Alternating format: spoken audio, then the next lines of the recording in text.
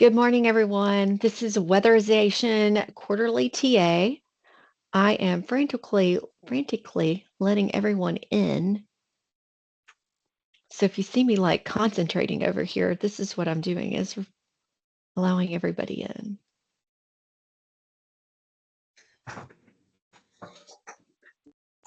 So we'll give everyone another minute or two to join, and then we will get started. Again, shows incredible attention to detail. I know, I mean, Ties in. just think she could have. Wait.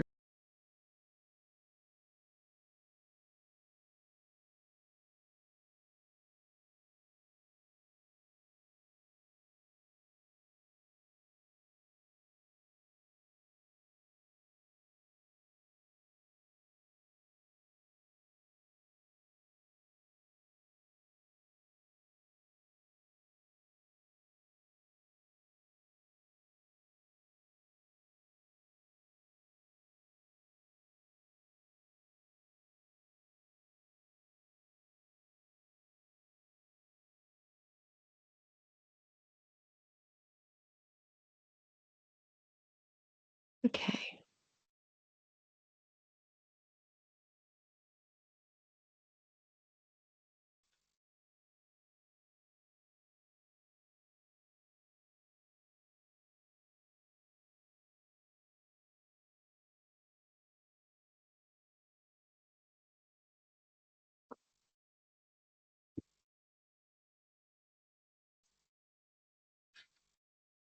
Where my camera's at?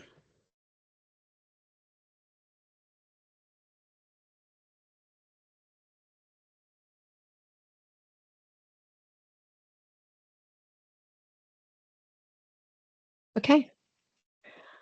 I think it's about time for us to get started. I think we've got everyone. I've let everyone in that I can see right now.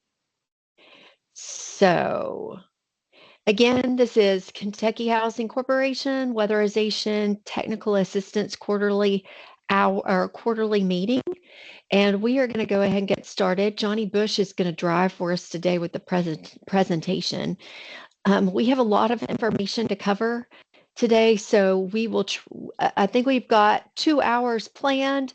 We always try to get you out a little bit ahead of time, so we will see what we've got. Please note, all of you should be muted. I think we've muted everyone if you came on and weren't muted. If you need to say something or have a comment, please just unmute yourself and ask your question or say your comment. This is we like this to be as conversational as possible. Makes it more interesting that way. So please don't hesitate to add value to the conversation. Or stop us if you have questions, and then we'll have time at the end to also have questions. All right, so we are going to go ahead and get started. Johnny is recording this. We will get this on our YouTube channel. We ran into challenges with our last one, but we got it on, Johnny, last week? It went on our YouTube channel, or the last 2 weeks? Yeah, it went on. Yeah, last week, I think. Anyway, it is on the YouTube channel, so we will also try to get this one on the YouTube channel as well. All right, so let's get started. Johnny, next slide.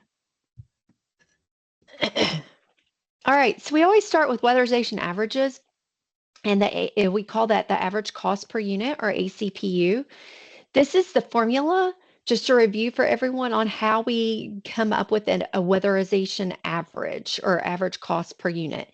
You have to take your materials and your labor, plus your vehicles and equipment, plus your program support, and divide that by the number of completions, and that gives you your per unit average cost. So we're going to review where we are. As many of you know, our DOE formula grant, we did a 90-day no-cost extension. It ended on September 30th, so we have 5 quarters. And I want you to pay close attention. Our target average cost per unit was $8,497. At the end of quarter 5, we actually ended with $9,249.25. You will see a strike through, so I do want to kind of clarify what has happened over the past 3 weeks or so. Um, we had 355 total completions, and we've done some comparison. That wasn't terrible. Now 5 quarters in. Keep in mind, most of the time we compare that to 4 quarters. So you did have an extra quarter, but we did need to decrease that average cost per unit. If you can look and see quarter 1, which ended September 30th, 2024, we were at $10,329.86. We were only able to get that down to $9,249.25. Now, what did that mean? That meant that as a state, we had to pay back, Patty, was it $367,000 or $267,000? 267,000. Thank you for clarifying. I've had a vacation since then. So $267,000 was the payback total for the state of Kentucky. Patty and Johnny and I were able to review a lot of numbers and do a lot of analysis. What we discovered is that if our program support was not so high, that we could have met an average cost per unit. We had admin left, subgrantees had admin left, and KHC had admin left. So we approached DOE with the idea that if we could shift 50% of our program support costs over to admin, that we could meet the average cost per unit. Our argument was that oftentimes with subgrantees, your program support really honestly should be classified as admin, not program support. Because we do know that some of you, instead of charging weatherization director time to admin, it's being charged to program support. So keep in mind that the only thing that should be charged to program support is any time tied to an address. If you are attending this meeting can either be training and technical assistance dollars, or it can be admin. Time spent in the TA calls should never be tagged to program support. So DOE said that they would allow us to reclassify expenses. So we went to all subgrantees who were over their average cost per unit, and we reclassified expenses. Johnny and Patty worked very diligently on that process last week. The subgrantees that were having issues with average cost per unit had some very tight time frames to keep in mind, and they achieved those as we had requested. We were able to get reports refiled with DOE yesterday, and our average cost per unit went down to $8,355.38. Now, this took a meeting with our project officer and his boss to get approved. We will not be able to play this card again. So you have to be very diligent in watching your program support costs. Those truly are what flipped us over the line. On DOE IIJA, we have so what they do with the average cost per unit on that grant is it's going to be averaged right now over 5 years. It really will be 7 years because we have been extended 2 years until 2029. So it is an average target that we're trying to achieve right now. And so we have on here kind of what those different average cost per units for each year look like. At the end of the day, it'll be an average over 7 years is what our target is going to be. For FY25, we're looking at $12,330. However, the last quarter, that decreased by $5,000. Quarter 3, we were sitting around $17,000. By the end of quarter 4, we were at $12,330.66. That is indicative of a of a multifamily project that was finished in Shalom Towers dropped us by that much. If you look at Q1, though, while we finished about 30 more jobs, our average cost per unit went back up $327-ish. That is not the direction we want to go. We need to be going down, not going up. And that is program support is the key here. It's what is flipping the scales. Next slide. Are there any questions on average cost per unit? Because we're going to kind of dive into that program support and what problems those are causing us. Okay. So with program support, you can kind of see that in green is the DOE formula grant.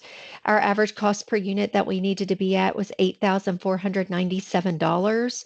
We had several agencies, and we don't name names, but we had 4 agencies that just their program support alone was over that average cost per unit. That is very problematic. If you do not know where your program support ended as far as the average goes, please Right. contact Patty and Daniel.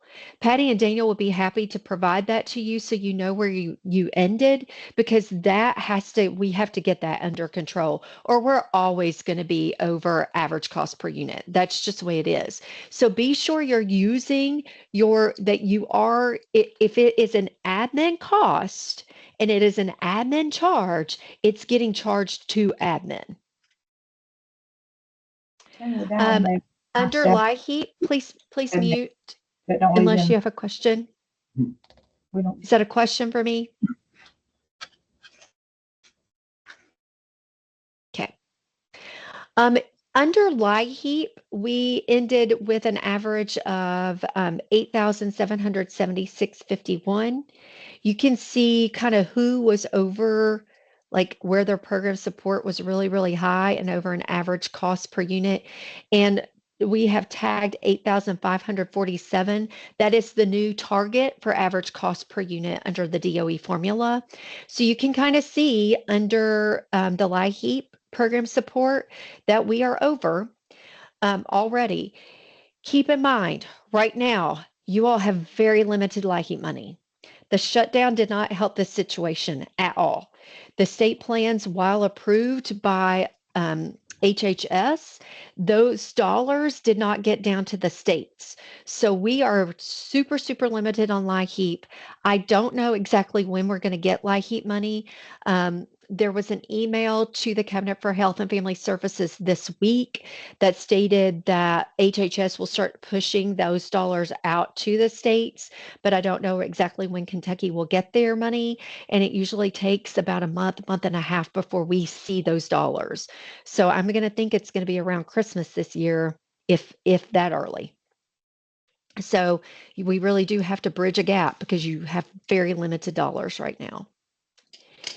Under IIJA, we are looking at right now, your average is $8,333, and we have 7 agencies well over that in program support, one topping the charts at $31,000 in program support.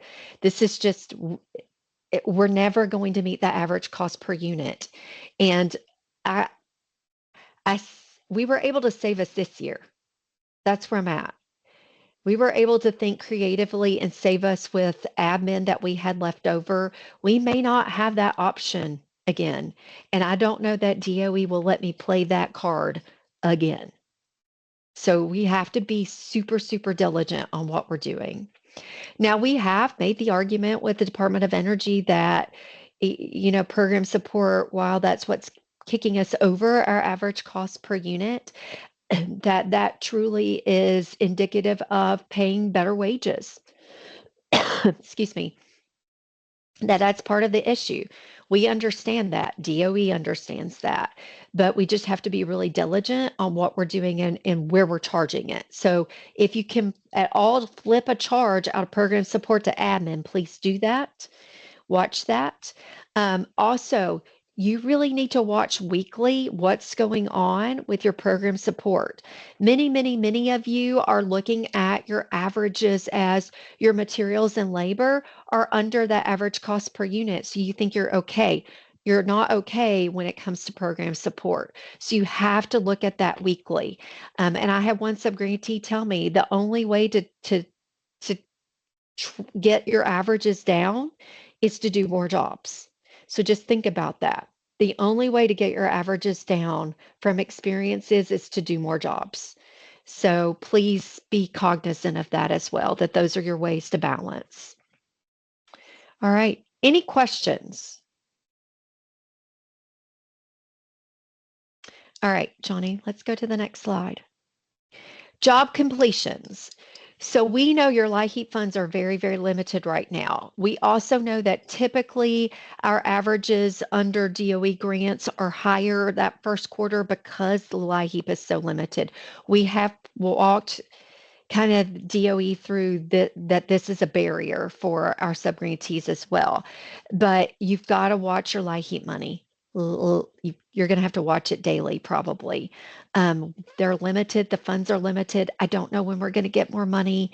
Again, I suspect a month and a half. I'm hoping by the new year you'll have more LIHEAP dollars.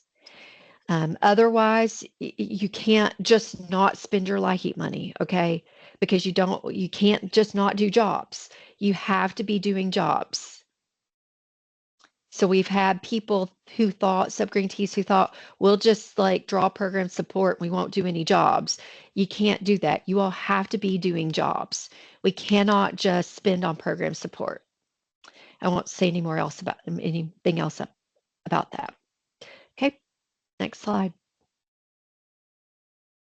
Okay, equipment purchases. So we issued a public notice a couple of weeks ago, November 7th.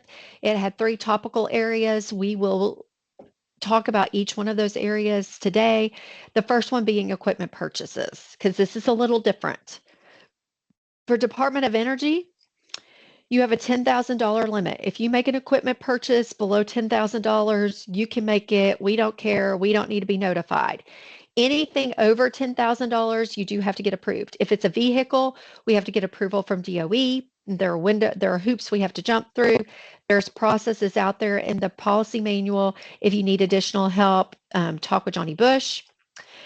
If you are purchasing equipment over $10,000, KHC just has to approve that. So you just need to contact us. For LIHEAP, and this is a change. This is a change that came from the cabinet to us about 3 weeks ago. So we have passed it on to you, and I'm sorry, it is out of my control. If you are purchasing equipment, it's equipment, can be furniture, computers, anything with LIHEAP dollars that is over $500 or more, we have to get permission from the Cabinet for Health and Family Services for you to purchase that. So you would have to, and the public notice it kind of goes through what all you have to provide to us, but we have to know who you're purchasing it from, how much it's going to be, the contact people, the purpose, where it's going to live or be located. We have to know all of that information in order to seek approval from the Cabinet for Health and Family Services. Now, $500, you ask why, when DOE is $10,000. DOE goes with the federal threshold, which is $10,000. The cabinet has to follow state statute, and there is a state statute that limits it to $500. So their hands are tied. They are tied by state statute. That is where that is. We also have to log that in your inventory charts. So just keep in mind, and we may have to go back on a contract and see if you have purchases over $500. This just came down to us. We're still sifting through it all, but this is going to be the new policy for LIHEAP dollars. Are there any questions about that? I know it's burdensome. I know it's a low amount and a low threshold. Any questions?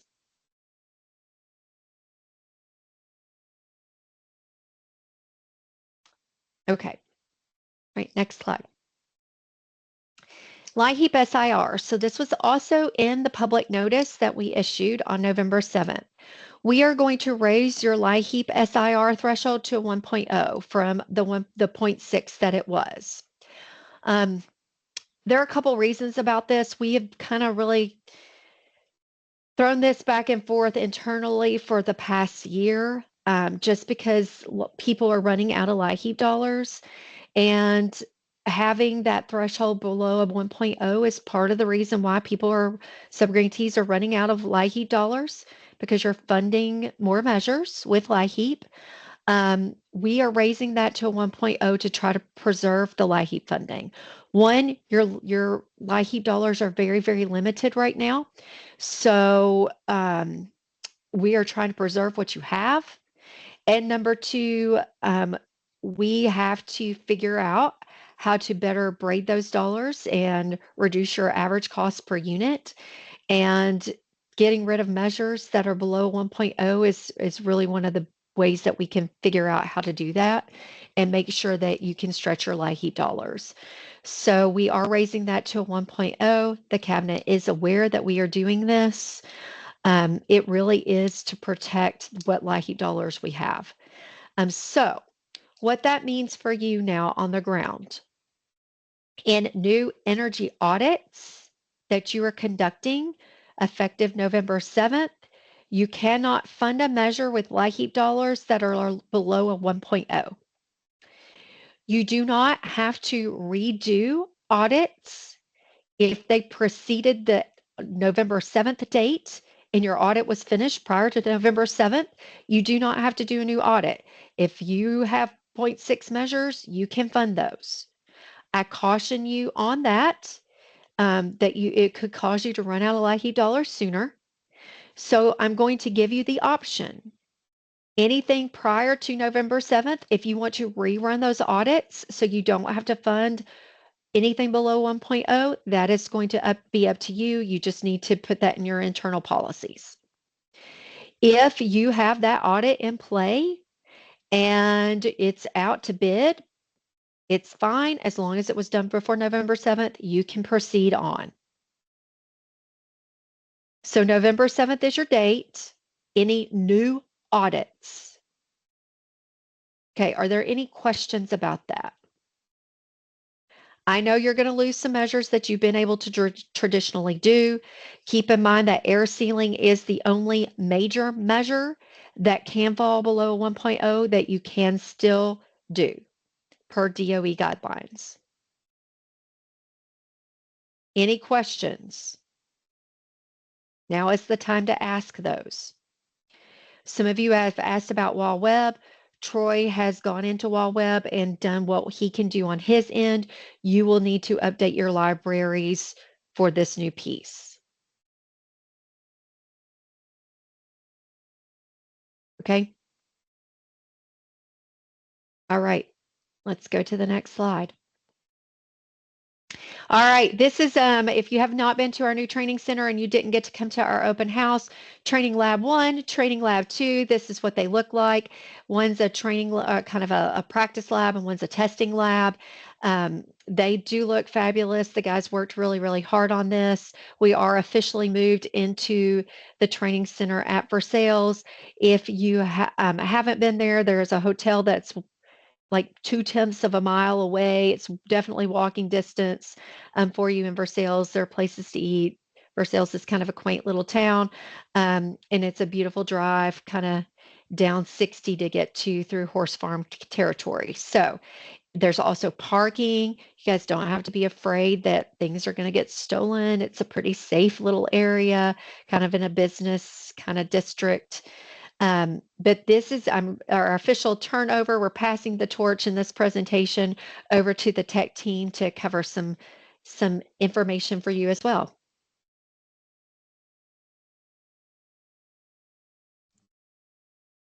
Thanks, Kelly. Yeah, so I think we can advance the slides. Yeah, go to the next slide. I think first up is Mark.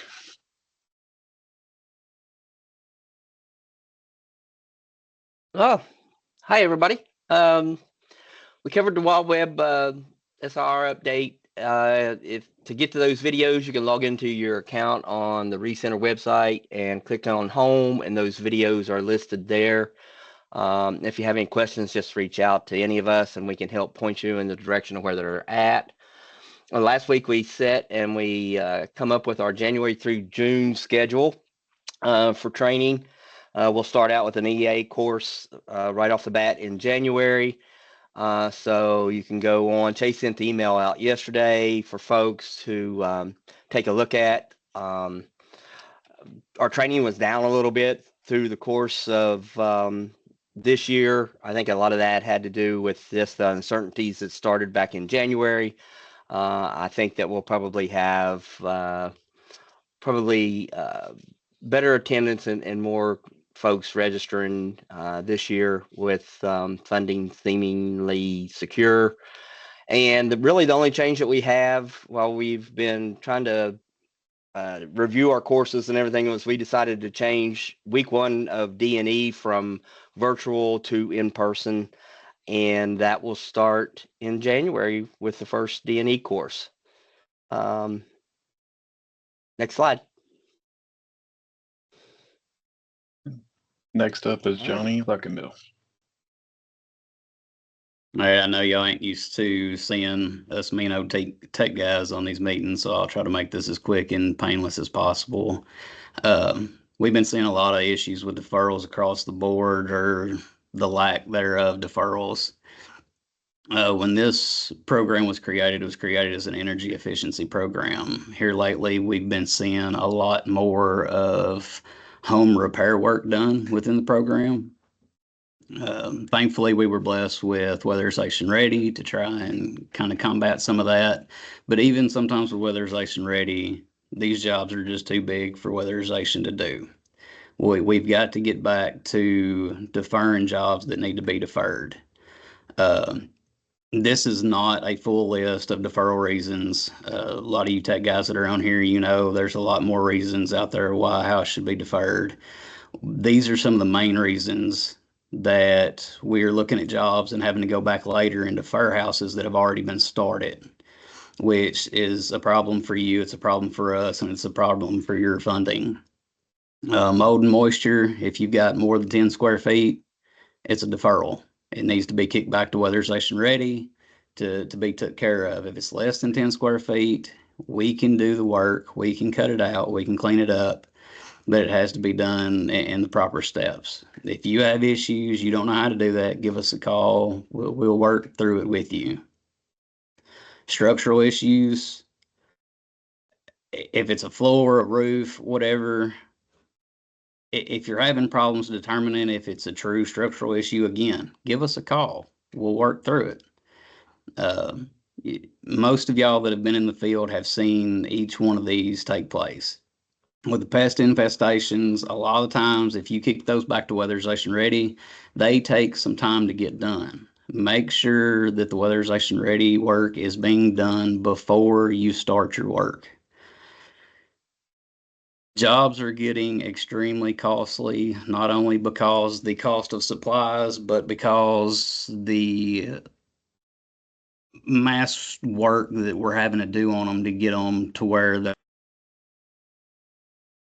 we replacing walls, reframing structural issues with floors. We may have to step back and say, can we do this job with the funding that we have? Go to the next slide, Johnny. If you have questions on deferrals, these are a couple of places that you can find those in. Next slide.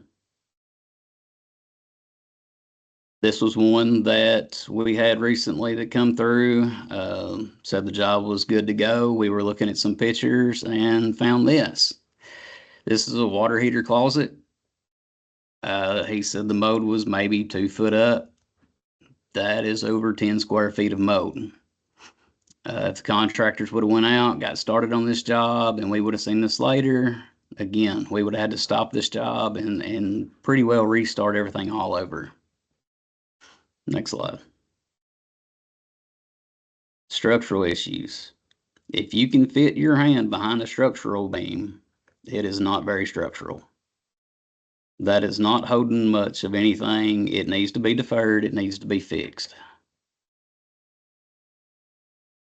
Asbestos. This was actually found on a monitoring visit. Asbestos is one of the big issues. I know around Louisville, they have a lot of it. This is a good reason to kick this back to weatherization ready and have this stuff removed. Next slide. Don't work on that. That's a deferral. Walk away from it.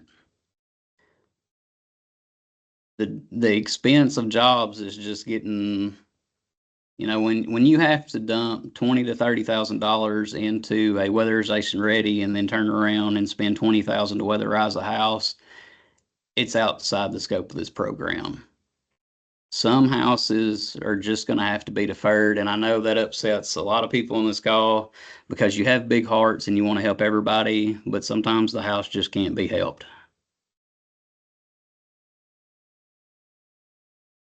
If it's not an immediate health and safety issue, you do not have to bring the houses up to code. We have a lot of people trying to bring stuff up to code that doesn't need to be brought up to code, that is not even taught in any of our training classes.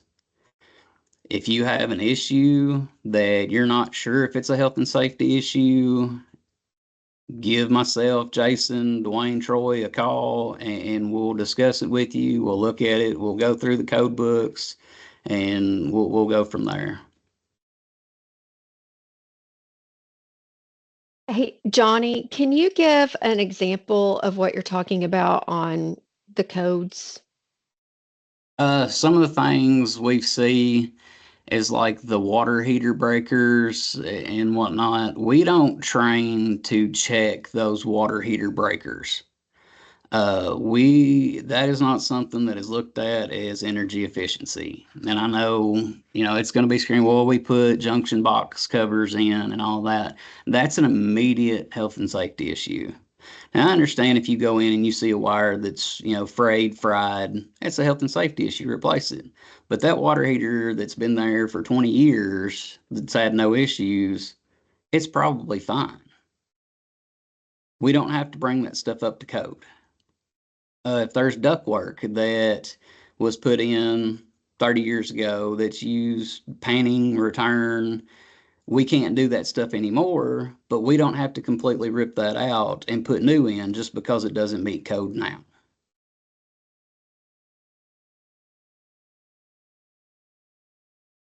Thank you. You're welcome. Are there any questions about that?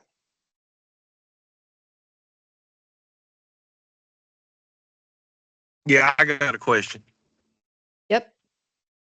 So if we put a new system in a house and it does have a pay and return, can we just leave it or do we need to fix it because we touched it?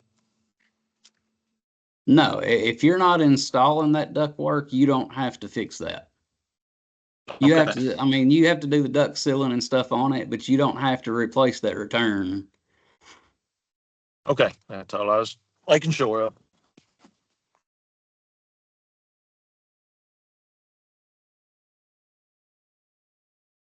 Okay, good question. Anybody else?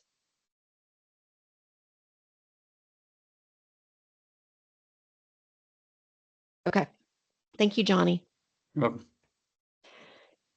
All right, so we just want to review requests to exceed because we're still having some issues with this.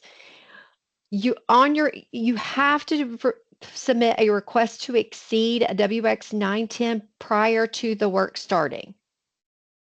Never should you start work, get it finished, get ready to invoice, and then say, oh, wait, I didn't get a request to exceed. We need to see that before you start the work. Because we are looking at things just like Johnny went through. Do we really need to fix something? He looks at those audits to try to figure out, do we really need to do the things that's in the audit that's costing us and causing us to go over that threshold? Be sure you're submitting those prior to work starting. Any questions? Also, your 910, it's a 10% variance, not a 15%. 15% is only for your bids, not your 910s. Otherwise, if you will have to do a scope of work change. Questions? Okay. BABA, something I want to review again. We did this on our last TA session meeting. We want to do this again. Just to be sure we're keeping it in fresh in everyone's minds, that BABA's not just multifamily, and it's not just owned by public housing authority. So it has to have public intent. So this is a really good flow chart, and we always put these slides out on our help desk or the agency partner portal, but this is to help you figure out, does BABA apply? Most of the time, if you have a privately owned house or privately owned rental units, most of the times those would not trigger BABA. Okay, we're going to go back, Dwayne, and get your question in just a minute. Patty, if you can monitor questions for me, that would be super. Yeah, And I'm we'll get answering those. it now. Yeah, okay, perfect. All right, so in this flow chart, you have what type of entity is the prime recipient. So let's say you have a single family house, but it's owned by a county government. Okay. So what type of entity is the prime recipient? Well, it's a county government. So that would take you to the next little piece from the orange to the blue, because it's a nonprofit, state, local, tribal government institution of higher education. Okay. Does the project invoice involve construction, alteration, maintenance, repair, or infrastructure? So the answer would be yes, because we're doing retrofits. So we go to purple. Is the infrastructure in question publicly owned or primarily utilized for a public purpose? If a government owns it, then it's publicly owned. So it would be yes, BABA applies. So even though it's a single family dwelling, BABA still applies. So we still have to be ensure that we are installing Build America, Buy America in that unit when we do weatherization. So if it triggers BABA, you have to consult KHC. There is no BABA expert at DOE. So we really do have to just read through regs and look at materials and try to figure out. And so I think some of you have thought, oh, well, there's ASHRAE fans. There's no BABA ASHRAE fans, so we can get a waiver. Waivers are really hard to get. That's not easy.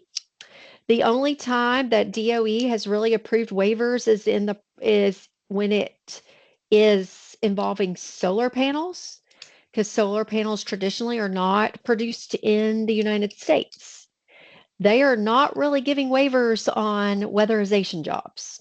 So please don't think that that's going to be your saving grace, because it's not.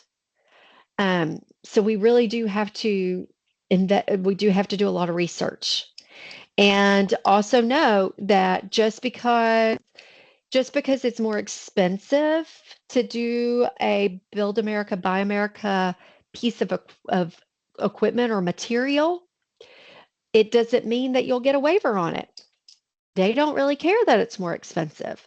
So please keep that in mind, that you do have to really be mindful of BABA, even with single family, not just multifamily. Johnny Bush, I know you've done a lot of research in that. Do you have anything to add? No, you've kind of summed it up, because DOE has not approved a lot of waiver requests for those. And it's essentially been either really large projects or solar panels is the only thing I've really seen. But there are options out there, like, you can find some things made in America still. You just have to look. You may have to call your vendor, your supplier, or even the manufacturer to find out. And because we got to get certifications on those too, like on the equipment to certify they were made in America by whatever percentage for a manufactured product. I can't remember if it's 50 or 55%. But yeah. All right. Thanks, Johnny. Okay. Any questions about BABA? All right. Next slide.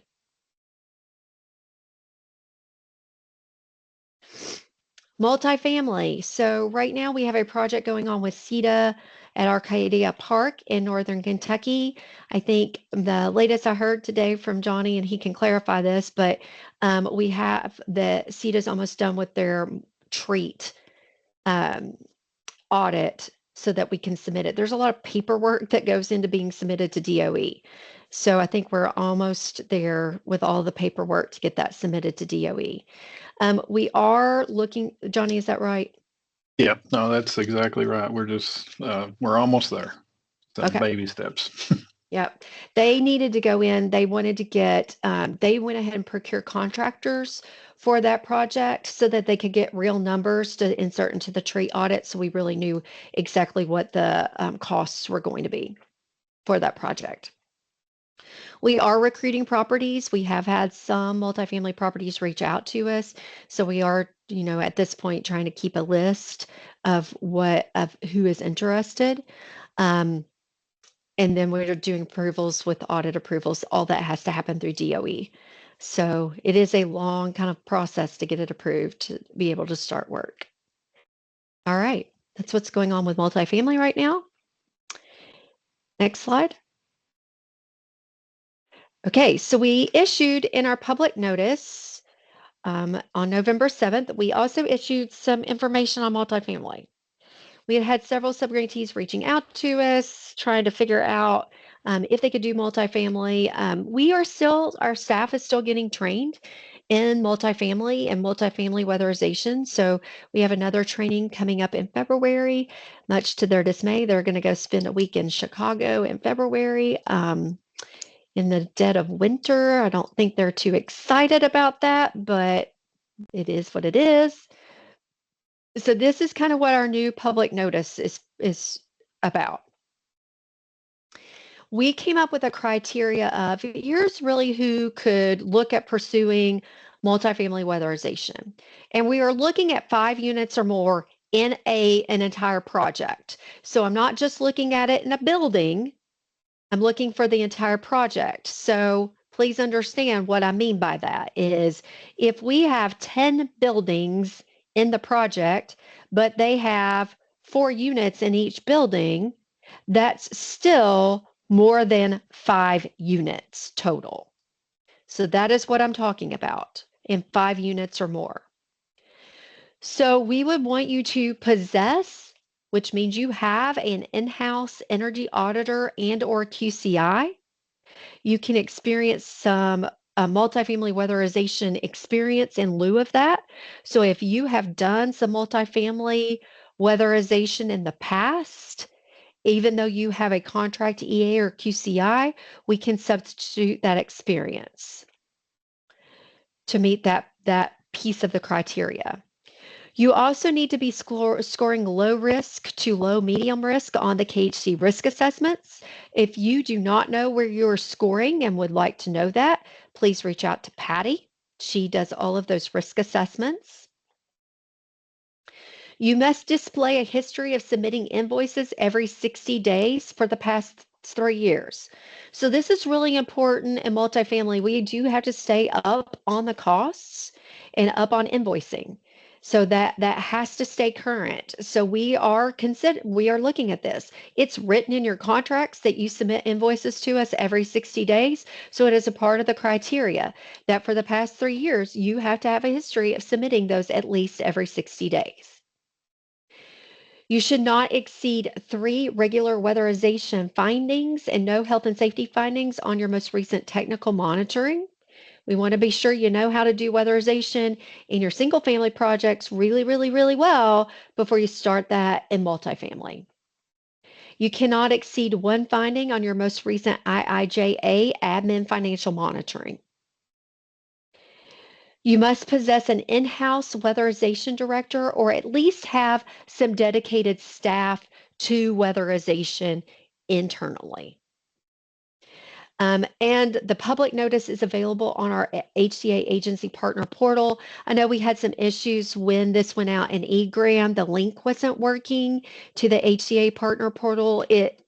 That public notice is on the partner portal now. So you should be able to get to that so you can read that in length.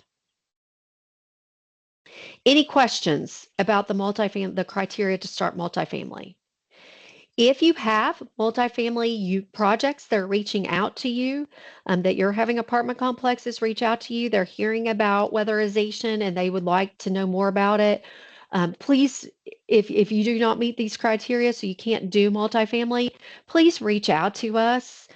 We would be happy to talk with them and we can pair them up with CETA, who is doing our multifamily in the state of Kentucky right now. Okay. All right, workforce development. I'm going to turn this over to Ellery. She has some new information for you on workforce development. So Ellery, you're up. All right, y'all. Just a heads up for everybody. I'm going to be scheduling individual meetings with everyone. Short, of course. I know y'all are busy. Just to discuss your workforce needs, your goals, how I can help you obtain those goals. Yeah, so like Oprah says, you get a meeting and you get a meeting and everyone's getting a meeting. So be on the lookout for that from me. And that is all. Perfect. Thank you, Ellery. Yes, we've already started some of those meetings. They have been very fruitful in giving us a lot of ideas on what's working for you, what's not working for you, and ways that we might be able to kind of proceed and help you out. So perfect. Thanks. All right, next slide. All right, this is Patty and Johnny. I will talk about priority points first. As many of you know, we have discussed changing the way priority points are calculated. The first big change is elderly and disabled are separate categories and they each get their own points. So if you have two people in a house and they're both elderly and disabled, the current point system only gives them 20 points. They will now get 40 points. The second big change is that fuel type is no longer a priority point category, and you will see a change that happens in Empower. Should be Tuesday morning. We've worked with Empower and made sure that Hancock and Empower were all ready to go at the same time. So we have scheduled that change to happen Monday night. You'll go to Tuesday morning. I know that many of you have priority lists that will update, that you will reprioritize at the beginning of the year. If you want, you can take these new applications and they will go into your file to be sorted into your new priority list on January 1st. So you can work off your current list until you get these new applications in. But at that time, you will have to recalculate points for everyone on your list so that everyone is comparing apples to apples. You won't have applications that have priority points with fuel type and ones that won't. If you have any other questions, let me know and we can work through that. And if you have any issues as of Tuesday morning, when you have your new applications and you're qualifying them, please let me know as well so I can get Empower and Hancock working on those. Yeah, and on the weatherization ready request form, I've made some minor revisions, nothing major, just changed the drop down for yes and no on the type of deferral and put it into a checkbox, and you can check and uncheck it. And that is uploaded onto the partner portal. So please use the new updated one. It's on the website as well, but we're having some issues with it functioning properly for certain people. So use the one on the partner portal. under the weatherization LIHEAP, and everything should be great. Yeah, that's pretty much it. Like I said, it's not a major update. Nothing else changed. But anybody got any questions on the forms or priority points or anything like that? Okay, we'll move on. Kelly? All right, perfect. Optional budget categories. So we've sent out all of your DOE formula contracts for FY26. You got those in October.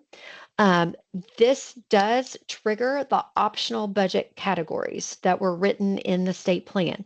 Keep in mind, this is only for formula. It is not for IIJA, which I will address in a few minutes. But this is to cover by optional categories for intake, energy audits, and QCIs. Those of you that requested funding for intake specialists, or you received that in your grants and in your contracts or grant agreements. Audits and QCIs, everybody received. We did that based on, at the time when we put together the state plan, we came up with those based on kind of like a formula of how many audits we're doing, how many deferrals we have, how many QCIs we have, how many that have to go back and have another reinspection done on them. We kind of tried to take all of that into account, and basically what the two contractors who do that kind of work are charging per unit. So that's kind of how we came up with the allocation that you got for those. So those are in play now. You must use them. So while we call it optional, that just means it was optional for the state of Kentucky to put that in the state plan. DOE gave that to us as an option to use. We in Kentucky are using them, which means you as a subgrantee must use them for DOE formula. Okay, let's go to the next slide, because I think it's just re-emphasizing this. Yeah, so you can only use that for DOE formula because that's in the DOE formula state plan. It has not been added to the IIJA state plan. That requires a revision. Right now, DOE is only looking at revisions for states that have hit their 50% expenditure and production threshold, which we are way far away from. I think we are about 20% expenditure and like 10% production. And that just has to do with that average cost per unit that we talked about earlier. So we cannot put these into play in the IIJA work yet, because DOE has told us not to submit a revision on IIJA.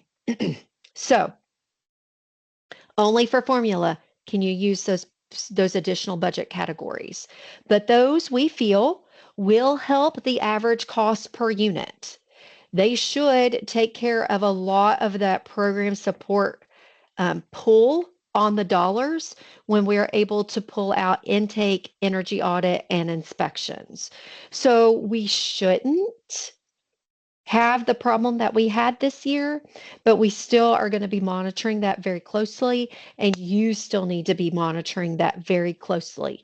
If you as a weatherization director have no idea when you are looking at jobs each week, each month, and what your cost on those jobs is, what your program support pool is, you need to be working closely with your financial people. Okay, questions about those categories? We did have a question, I think, when we issued those contracts about intake, that if you did not get funding for intake, could you get that? You can get that for next year in next year's state plan. So if you were looking and you're like, wow, I really wish I had asked for some money for intake, please let us know. That is something we can get into the works for next year, into the state plan. We will start working on that state plan in February. So it is not too early to kind of go ahead and get your request in for that. What we need to know, if you're thinking about that, is what would that dollar amount look like? Okay. All right. Questions about those categories? All right, next slide. State plan discussion. So here are some things that went into play that you need to just be aware of with our state plan for FY26 or program year 2026. So DOE approved that like end of September. We got those contracts out to you in a couple of weeks. It took us a little bit longer this year because of those optional categories. Those additional categories had to be programmed into our system so you could see it in the draw system, and I did not realize that. So that took a little bit of time. That shouldn't be the case next year because they're already there, so it should be a little bit easier and faster next year. The average cost per unit is $8,574. You are looking at trying to keep your materials, labor, and program support less than $8,574. Okay. Health and safety. So this is a change that we put into play for this year in this state plan. So this is in effect. Your health and safety average now is 17%. So we went up from 15 to 17. We just made a case that we needed more money in health and safety, and DOE approved that. So that is in play. We will be monitoring that. We did that really to give us some more wiggle room in LIHEAP and do less pull on LIHEAP health and safety, so you have more to use on program dollars, aka program support. So that gives you a little bit of wiggle room. If we need to go a little bit higher next year, we can. We just will be monitoring that. So these changes is all through June 30th, 2026. That is when this state plan and these pieces end, is June 30th, 2026. This is the first year of a 3-year grant. So we should be allowed to roll over dollars this year. I say should because we are under a new regime at DOE. So I don't know if that will be allowed, but it has been allowed in the past. That is about as much as I can give you on that. So that's what I'm going with, but I don't have that in writing. I haven't heard that. It's just what we're thinking.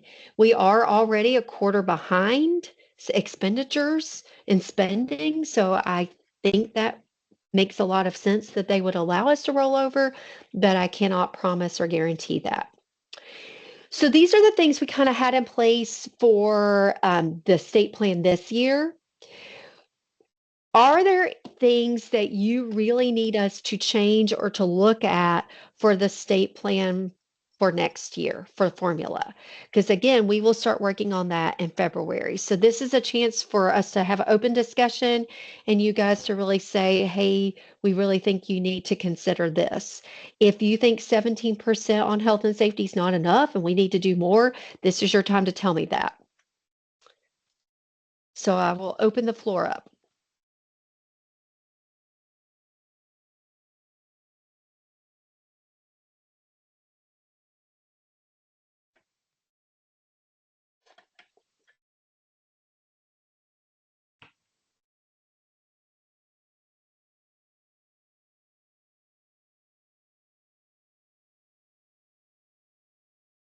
Okay. Since no one's talking, I will kind of move on. But I do want to point out one thing on average cost per unit, the $8,574. That is, especially if you're kind of new to weatherization and you don't know this, that is written in legislation. So weatherization legislation was written in 1976. We are on our 50th year. I suspect next year for Weatherization Day, there will be a big 50th celebration nationally. Which reminds me, thank you everyone who did weatherization days. We really appreciate you doing special events and proclamations. But that average cost per unit was written into legislation. When they wrote it into legislation in 1976, they gave like some wiggle room for inflation, but it's not enough to get us to where we are now. So DOE does recognize that that average cost per unit is really low from where it probably should be.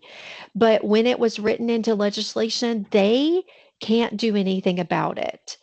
adding our ability to add in those additional categories of intake, energy audit, and QCI to pull those numbers out of that average cost per unit is their way of trying to help us fix some of the issues. So just understand everyone, including DOE, is aware that that is a bit small. And Patty, I know you're Yeah. monitoring some of that. Kim says she wants to mention that she thinks the optional categories are really going to help with averages. And Kent says that he has the DOE ACPU at 8547, not 8574. So I will look that up and confirm before the end of the meeting. Perfect. Thank you. Could be a typo on my part. Okay. Yeah. Just transpose numbers. All right. So Patty will confirm that. So in any case, what we're talking about is DOE is aware, Kim is right. I think those new categories are going to help us tremendously in getting some of those, getting that average kind of back in where it needs to be and in line with where the legislation really is. And we're going to talk about legislation in just a few minutes. All right. Anything else? Okay. All right. Then what it will look like is the state plan will look a lot like a rinse and repeat. We may incorporate like that new PN about kind of that multifamily criteria for subgrantees, like some things like that. But otherwise, it'll be a pretty much a rinse and repeat of what it was this year. Okay. Next slide. Legislative update. So since we're talking about legislation and the ACPU, I want to give you an update. This happened yesterday. So HB 1355. HB 1355 is the bill that is in the House of Representatives right now for weatherization. It reauthorizes weatherization assistance program through 2030, which is very important because that has expired. And what most programs with federal funding are trying to do is to make sure that they are authorized right now to get into the budget. It also raises the average cost per unit to $12,000. So that would be huge, a huge, huge win. Many of you see that. We see that in the IIJA. You saw we were at what, 12,630. Just think if we could get that average cost per unit to be $12,000, we really wouldn't be that far off of where we need to be. So that would be a huge win. It also authorizes weatherization ready. So while we have funding for weatherization ready, that's never been actually authorized. And so what that means is if it's not authorized, it makes that funding very vulnerable to be taken away.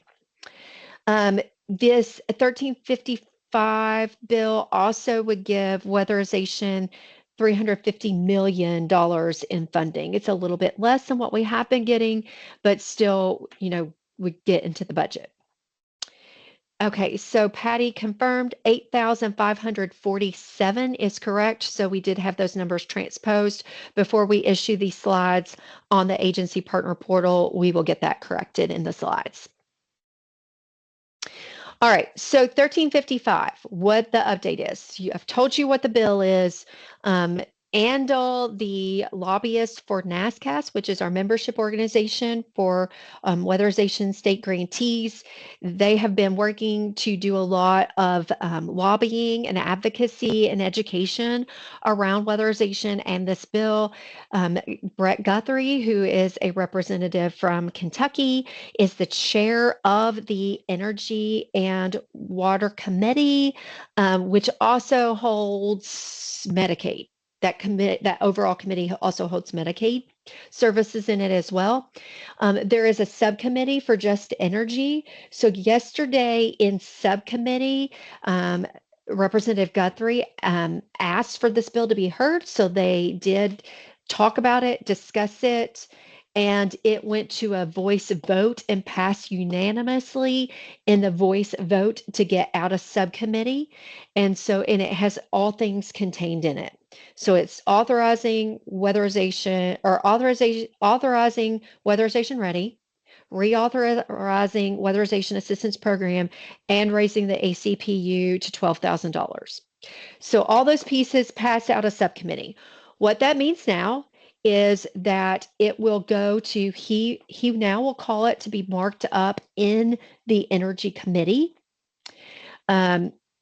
We may lose some things. There are some representatives in the overall committee who are not fans of weatherization ready. I'm just putting that out there. I want you all to know that. And so we could potentially lose weatherization ready out of it. I don't know. The lobbyists are doing a really strong movement to educate everyone on what weatherization ready has meant for the states, how it has impacted deferral rates. We have gone, I will tell you this, we have gone from a 75% deferral rate to a 25% deferral rate. Based on the data that we have in Hancock. So that is huge. A lot of that is to weatherization ready. Some of that is because we are not deferring properties that we should be deferring. So that could be potentially some of it, as Johnny Luckenbill alluded to earlier. But some of it is because a lot of you are using weatherization ready dollars. So that's a good thing. So that's where that bill is. So we are very hopeful that that bill will pass through and get passed in the House this year. This is the farthest we've ever gotten with the bill. It is a bipartisan bill. That helps. Tonko has sponsored it, but then he had bipartisan sign on for it. So it has bipartisan sponsorship, which has helped it move as well. And Representative Guthrie has really been instrumental in getting this heard at committee level. So that's good stuff. In the Senate, we have two bills. We have 1342, which raises the ACPU to $15,000, and it authorizes weatherization ready. Unfortunately, that bill, which was a bipartisan bill as well, did not include the reauthorization of weatherization assistance program. So that is what Bill S 2570 does, is it reauthorizes weatherization assistance program.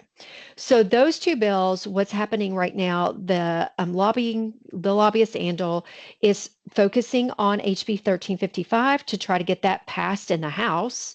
And then these two bills in the Senate, they are focusing on trying to get those bills heard in the Energy Committee, Energy and Natural Resources Committee, so that the Senate can review it. Because the two bills between the House and the Senate are a little bit different, then if both of them pass, then they kind of have to negotiate which terms they're going to go with. So it's still got some ways to go, but we are making huge strides, a lot more than we have in the past. Tonko, I think, has had this kind of bill in the works every year for, I don't know, 5 or 6 years. It's been a long time. He's tried to bury it in other bills to try to get it passed, and then somebody finds it and pulls it out. So this is really good movement and progress. So are there any questions about where that is? Huge win yesterday, getting that bill out of subcommittee in the House. Any questions? Okay. All right, let's go on to the next slide. All right, so this brings us to the end of the TA session. We want to open it up for any additional questions or comments.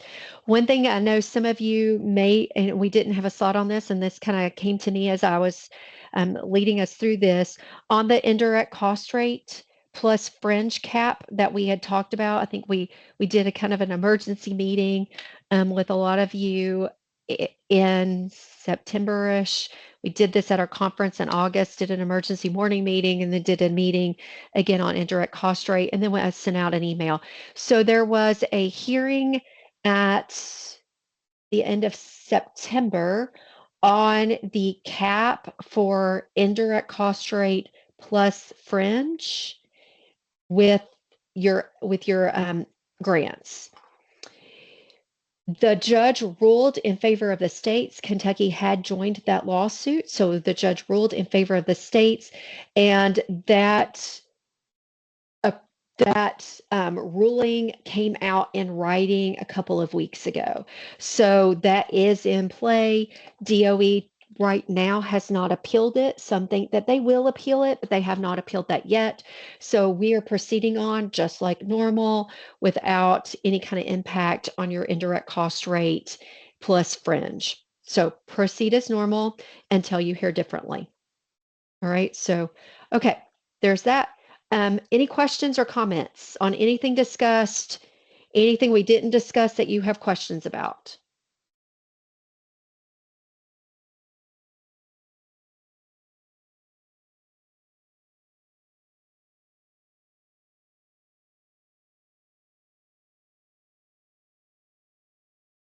Okay. As usual, if you have any thoughts on the state plan of, ooh, I found this and I think we maybe need to think about doing something a little differently here, you are free to email those to us and we'll take those comments through the end of December. And then we'll start working on kind of shoring all that together so we know what we are doing in the state plan this year. All right. If you all don't have any more questions or comments, we will go ahead and close out the TA session. I appreciate all of you all who attended. I hope it's been helpful. Again, please keep in mind that sometimes you do have to defer a job. It's okay. Deferrals happen. It's why we have Weatherization Ready. We do have Weatherization Ready funding through June 30th, 2026. Let's use it, use it, use it, use it. Get me success stories. If you are finding great success stories where you've done lots of great work, please get those to me, especially in Representative Guthrie's area, because we are using those to help educate his staffers. So, all right. Thanks for all that you all are doing. You are doing a fantastic job, fabulous job. Continue to go out and weatherize units and fight for people. It's a great program and people need it in the state of Kentucky. So thank you. See you guys later.